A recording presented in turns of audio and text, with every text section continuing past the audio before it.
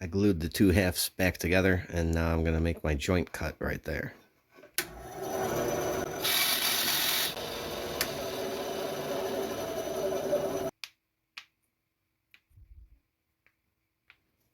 So after cutting down my center line and after cutting my joint split, I have glued all the pieces back together.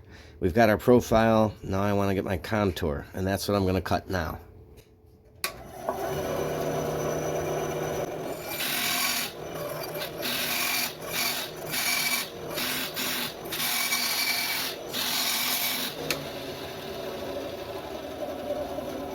It's a thick lure. I've done a lot of sanding since we last saw this, and I've also marked where I'm going to be putting the eyes while I had it all together. You may remember this was in 4 pieces. To glue it together, I just use these cheap glue sticks here, school glue. We don't want this stuck together. This stuff's pretty easy to get apart, but surprisingly hard to get apart as well. Now it's time to break this back into 4 pieces. Let's see if we can get it.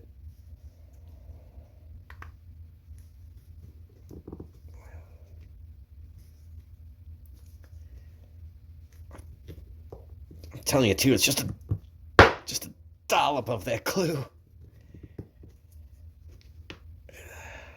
We'll get it. I'll get back to you.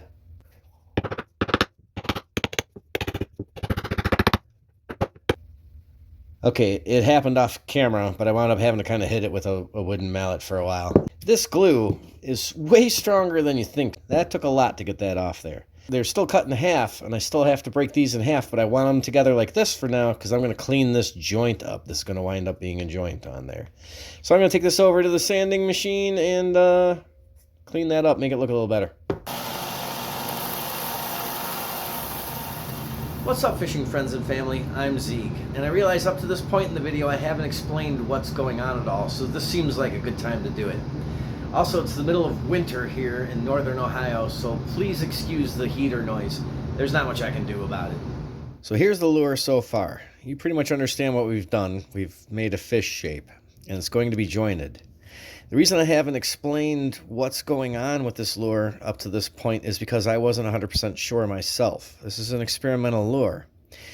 I've cut it in half. What I've been doing lately with my larger wooden lures is hollowing them out to try and reduce the weight. It makes them a little easier to cast. Originally, I was going to connect these two halves with twist wire, normal joint for that. But on this one, I decided I'm going to use a door hinge style joint. So we'll show you how to make that soon. Again, I didn't know what I'm doing on this lure from the beginning exactly. I still don't know if I want this to be a floating crank down or if I want it to be sort of a glider that sinks. So that'll decide if I put a bib or a lip on it or not. While we're inside, I'm going to put the weight. We're going to start with putting weights here. I'm going to use my 44 caliber lead balls again. So as for most of the designs when I'm designing it as I go, let's just keep building, and by the end we'll see if we made a working lure or not. I'm going to begin the process of hollowing this out right now and making room for the weight here. Just using a Dremel.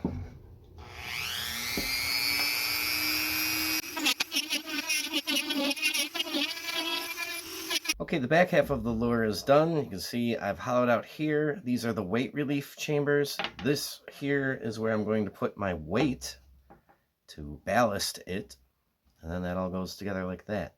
Haven't decided yet. I think I might put some BBs in here just to make it rattle or something in there. Might as well since we've gone this far.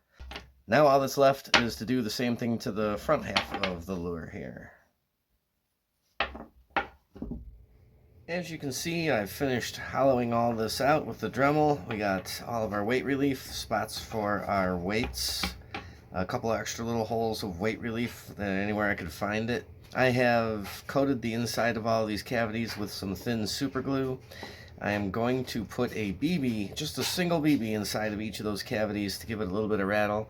And when you coat the inside of those with super glue, it makes that rattle a little bit louder. There's nothing left to do now except reassemble these. To do that, I like to use a gel super glue everywhere you can get it, except for where you don't want it. And then you finish it by going over it with your thin super glue from the outside on the seam. And that has held perfectly for me every time. Let's get started.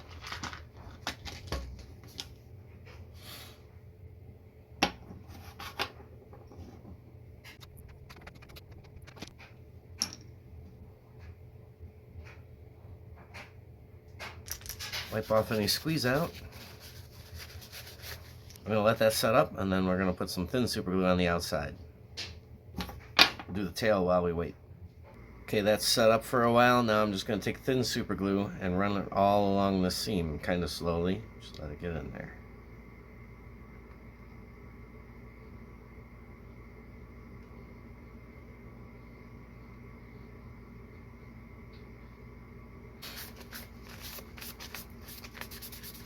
Kind of let that dry for a while again. Do that to the tail piece. Starting to resemble a fish again. The next step is to fill in these seams with some super glue and baking soda just to make sure I don't have any gaps, make sure we have a nice seal. Then I'll sand that down, and then we're on to our door hinge joint. Let's get going. Originally, I was going to make wire joint connections for this lure, but now that I've been doing my weight relief, there's not a lot of wood in there to attach things to.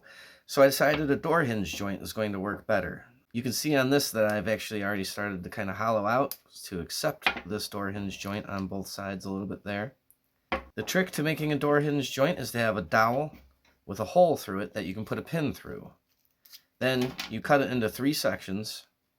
2 of the sections, say the top and the bottom, will go on one side, and the middle section will go on the other side of your lure. Then those will join, you put your pin through, and you have a door hinge joint. I'm going to cut this in half and then glue it to my lure. It is currently -4 degrees where I decide to live. All of my fishing spots are frozen. I kind of like that about winter, though. It gives you a chance to just build lures and not have to think about fishing them. Because when I do it in the summer, I'm always excited to go fishing. But in the winter, it's like, nope, your water's frozen. Just sit down, make complicated lures, and in the summer you can go fish them all. As I said earlier, please excuse the heater noises. If I try to work in between the heater, it's just I can never film because it is just so cold right now. Anywho, here's my door hinge joint cut into the 3 pieces. 2 of the pieces will go and get stuck to that side. This piece will get stuck to that side. And then when they join together just right, you put your pin through and you have a joint.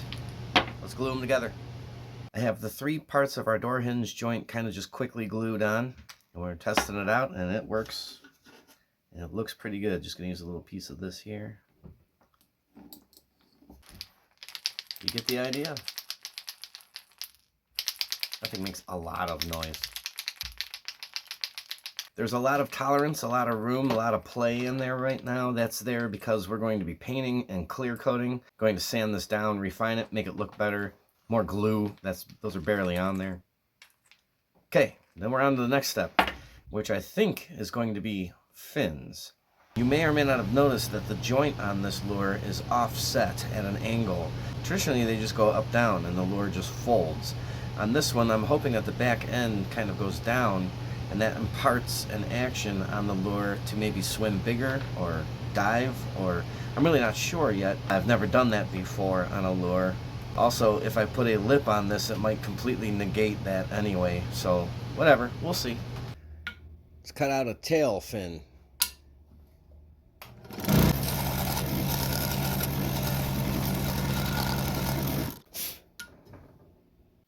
Okay. Okay, I've done a lot of work off camera since you last saw this. Let's explain what happened. This is the fin that you saw me cut out. That's going to go on there with another door hinge joint.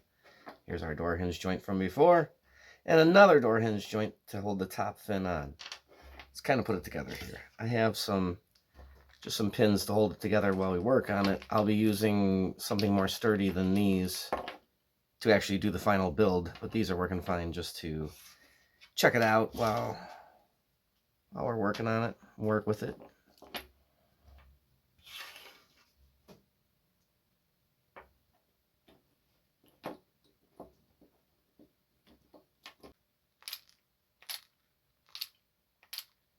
I could just sit and do this for a long time. It's mesmerizing. To do the other door hinge joints, I did the exact same thing I did here, just with smaller dowels. To route out where the door hinge or the dowel is going to go, you just use a router tool, something like this, and just kind of clean up both sides. I used a smaller one for this, but the same deal. You may be able to see that the fins, I've put the detail into them already. I've done some shaping on them. You're not going to be able to see it. I'll probably put a still frame up, but I use a Dremel bit like this to do that. Real small. And the way I do it is I do a whole bunch of nice straight lines, the way the spine should be going. And then I just kind of go crazy and fill it in and do it all different angles. And it looks pretty natural if you ask me. You can see I had to add a little weight to the tail here. Right now this thing floats. Not exactly upright because of its design. It just leans to the side that the fins and the back half of the lure are facing, which is kind of what I wanted, because I do want this to sort of glide. I think I'm going to have to do a lip on this. Before I add a lip, I want to make sure I get the line tie and the hooks on and try it out. I'm just going to have to be in the bathtub or something because everything's frozen. And that leads us to our next step. It's time to put some line ties and hook hangers in this. You may notice this fin did nothing, but that's because it's going to have the back line tie through it. The line tie is going to go through that fin and into the body. That's why I left that one pretty thick. I'm not sure where I want to put our line tie yet to pull this thing. It's going to make a difference if I have a lip or not. All right, let's get on to adding at least some hook hangers. I got to think about the line tie. I decided my best first step would be to put the line tie on the front and directly off the front. So I've already put a little guide hole there. I use a K-bar rigging knife, just an old rigging knife. These are really pointy and pretty easy to control. Use whatever. I kept the template from where we put our weight relief and our ballast weight, and that can tell me where I have wood. So I've drawn those and transferred them over to the lure, and I'm going to attempt to get my line tie right there. Plenty of wood right there for it to sink into and grab a firm hold of the lure. I am using a 5/64 inch bit.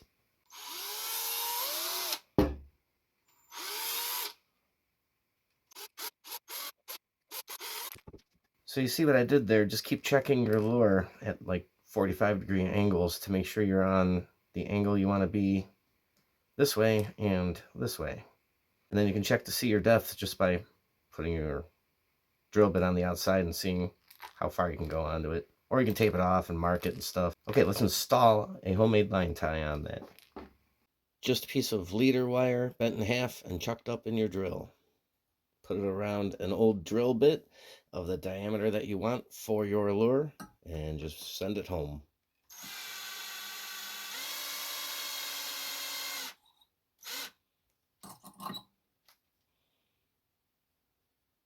When you make handmade twist ties, you can see your end loop is never really flat. It's always got a bit of a curve and a twist to it. So take some pliers with a flat part on them and just squeeze this nice and hard until it becomes basically flat. Let's go glue this in the lure. All we have to do now is cut this to length and glue it in.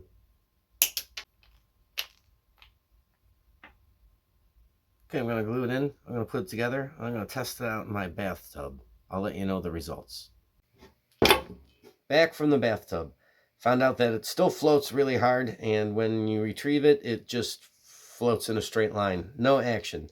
So this won't work as a glide bait, which I was hoping it maybe would, but I thought it probably wouldn't. We are going to have to install a lip on this. I'll probably put one facing slightly forward so that this more dives than wiggles. So that's all that's left to do at the moment is put the rear hook hanger on here. I'm only going to have one hook off the rear. We'll leave plenty of room for the lip to do its thing. Underwater, when I pulled this, it looked fantastic. It looked just like a fish. So we're going to go that route, and then a lip should impart even more action on it, and big old fish comes and you reel it in. After that, we'll be basically on to painting and making it look pretty. This video is getting a little long, and this is a good point to stop it right here for part 1. Part 2, we're going to install the lip, we're going to put the rear hook hanger on, and then basically paint it. Remember, I hope you're building things too, even if it's not fishing lure. Just get out there and make stuff. We'll see you in the next video.